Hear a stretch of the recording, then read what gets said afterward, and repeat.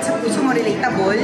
Plus, masaya kami ng ginagawa namin ito kasi ang dami namin narating ng mga magandang lugar. Plus, kasi maganda talaga yung story.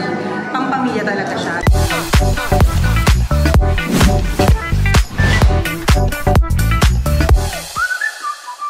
Nabasa ko pa lang yung script. Tuwang-tuwa ako kasi syempre, nanay role, alam mo naman, yun yung mga talagang favorite role ko. Pero this is something different naman kasi hindi ko naman directly anak dito si Tonton, which is played by Yuen. So, malapit siya sa puso ko kasi as Aling Carmen, yung character ko, sumama ako sa journey sa paghahanap ng isla ng Alitap-tap. Parang ako yung naging nanay-nanayan niya dito bilang kabilang dalawa ni Happy, si Mang Lupi, ang mga adults na kasama nila sa journey, sa paghahanap, pag-travel. Ayun, syempre, madali para sa akin kasi bilang nanay at bilang pwede na rin akong maging lola or pwede na akong maging lola. Masaya kasi malapit sa puso mo, relatable. Plus, masaya kami ng ginagawa namin ito kasi ang dami namin narating ng mga magandang lugar. Plus, kasi maganda talaga yung story. Pampamilya talaga siya. So, di ba, sa panahon ngayon na ang dami nangyayari, hindi maganda. Pero ngayong Pasko lalo, mas maganda yung meron tayong panood na heartwarming na story about families. Kasi, di ba, minsan kahit sabihin mo parang ang corny, pero pag may napapanood tayong mga pelikula, may mga story tayong na papanood, na-apply din natin yung sa buhay natin. So, I'm really hoping na pag napanood nila to, magkaroon sila ng inspirasyon. Yung mga families pa.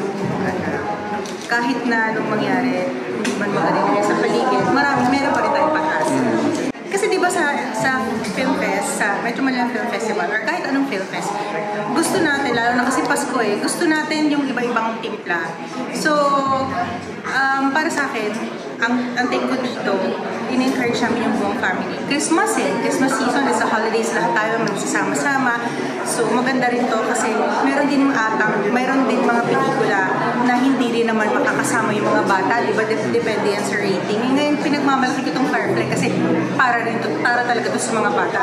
It's one way na hindi lang tayo tatawa, kundi iiyak din tayo, pero yung iyak na may matututunan tayong lesson sa buhay, which is yun ang importante. Kasi kaya nga tayo nanonood, hindi lang for entertainment, kundi para na meron din tayong learnings na may uuwi natin sa bahay at ma-apply sa buhay natin. Mga puso, iniimbitahan ko po kayong panoorin ang Firefly sa nalalapit na Metro Manila Film Festival, December 25. Dalhin niyo po ang buong pamilya.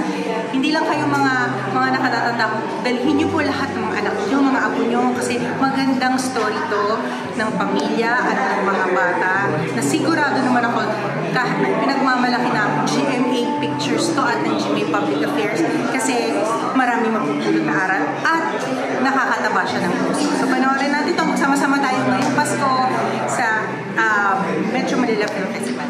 Merry Christmas!